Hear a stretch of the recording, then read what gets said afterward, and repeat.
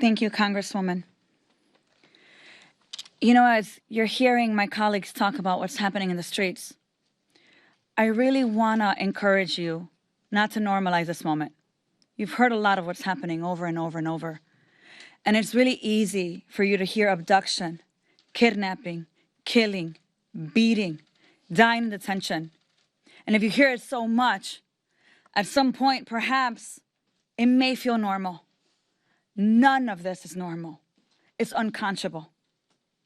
For the last year, Chicagoans and our neighbors across the country have been dragged, disappeared, beaten, abused, kidnapped, shot, murdered in front of their very own loved ones. And as Americans watch the violence and the indignity on their phones, on television, they've come to understand what so many of us already know, that the Department of Homeland Security is a threat to our collective safety. But I want to be clear. What is happening today in our communities, whether it's Minneapolis, Chicago, Oregon, North Carolina, LA, New York, New Orleans, and the list goes on, it's not an accident, nor is it new. You may be surprised by what I'm about to say, but DHS immigration agents, they're not rogue. Why? Because from its establishment, DHS and ICE has been empowered through a lack of oversight and too much latitude to violate our rights under the pretense of security and safety. Who is feeling secure and safe right now under the Department of Homeland Security? On January 7th in Minneapolis, Americans saw the danger of infusing unlimited resources into DHS's abuses of power. ICE shot U.S. citizen Renee Nicole Good in the face.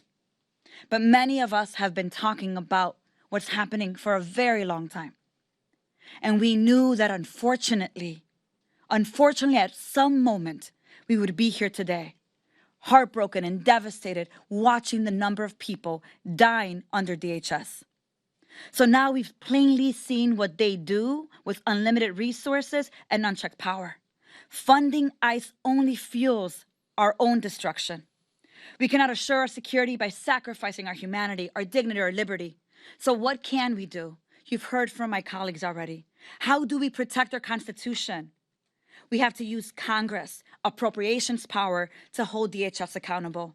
Yes, and that means we must oppose new investments and demand policy change and reforms. It means we're not voting on a DHS package without any reforms, significant reforms. But I want to go further. We have to also impeach Kristi Noem. I want to go further than that. We need to prosecute the criminals in masks. We need to cut and claw back ICE's funding as natural consequences for DHS's disregard for the rule of law and violations of our rights. We have to use every single tool, including the power of the purse, to end the campaign of terror, because we brought ICE into this world. And we have a responsibility to decide what we do with it after. Let me just say a few added words in Spanish. Lo más importante que tiene que escuchar nuestra gente es que el Caucus Congressional Progresista, aquí con nosotros, ha decidido tomar una posición muy formal. Como no pueden imaginarse, el Departamento de Seguridad Nacional quiere más dinero para secuestrar a nuestra gente, para matar a nuestra gente en las calles, para meterlos en cárceles, mandarlos a El Salvador y a otras partes del mundo. El Congreso aquí, el Caucus Progresista Congresional, ha decidido que no votaremos por ninguna legislación que tenga más dinero para ICE, para el Departamento de Seguridad Nacional, que incluye también CBP, si no vemos reformas con contabilidad que sea en verdad concreto. Es muy importante que en este momento usemos todo lo que tenemos en nuestro poder para hacerlos a ellos contable, y con este grupo aquí lo haremos. Muchas gracias. Con eso es mi gusto introducir. It is my pleasure to introduce to you. I'm Spanglishing it right now. I know the president will love that. The one, the only, our champion for immigrant rights in Florida, Maxwell Frost. Thank you so much, Delia. Good afternoon. I'm Congressman Maxwell Alejandro Frost. I represent Central Florida in my town of Orlando here in Washington, D.C. Today, I want to speak about the choices Congress faces in the upcoming appropriations bills, the responsibility that we have on funding decisions that we make. And I'm very proud of the Congressional Progressive Caucus for taking this principled stance, because the one thing that we can do that no one else in the communities that we represent can do is walk onto that House floor and cast the ballot and cast the vote. And what we vote for and what we vote against is a true reflection of not just our character, but also our priorities and what we believe needs to happen in this moment. And as we see these videos and these accounts, as we see ICE in our community terrorizing our people, kidnapping Americans, human trafficking people across the entire world, our position is simple. We will not fund that. We say no to funding for any DHS appropriations bill as long as our people will continue to be killed in detention facilities, on our streets, in our communities, as long as this lawlessness continues. And this position is grounded in the reality of what's happening right now. 32 people have died in ICE custody in 2025. In 2025 alone. The agency's deadliest year in more than 2 decades. And in case after case, families and attorneys pleaded for basic medical care. Their loved ones died after being denied the treatment that they needed. In December alone, 6 people died in detention facilities. The pattern is accelerating, not improving. And just last week, Renee Nicole Good was shot, killed, murdered by an ICE agent in Minneapolis. She was a mother, a partner, a neighbor, a poet, a member of her community, and her death was preventable, and it should have never happened. Our nation is at a critical inflection point.